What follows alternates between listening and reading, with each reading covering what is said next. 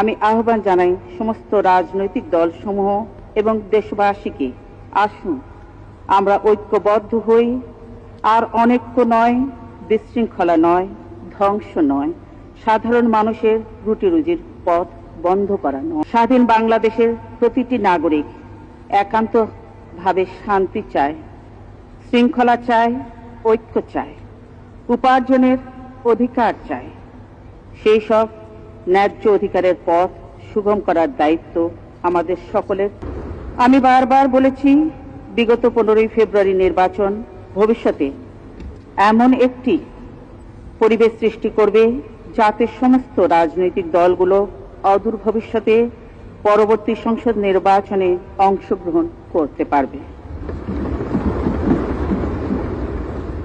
আমি বলেছিলাম, এই সংসদ ন্যূনতম সময়ে নির্দলীয় সরকার প্রবর্তনের জন্য সংবিধান সংশোধন। আইনের বেড়াজালে আইন ও আদালতের উপর প্রভাব খাটিয়ে শেষ পর্যন্ত সত্যকে দমিয়ে রাখতে ব্যর্থ হয় ষড়যন্ত্রকারীরা।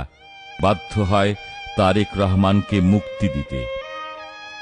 2008 সালের 3রা সেপ্টেম্বর হাসপাতালের প্রিজন সেলের বন্দিদশা থেকে মুক্ত হন তারেক রহমান।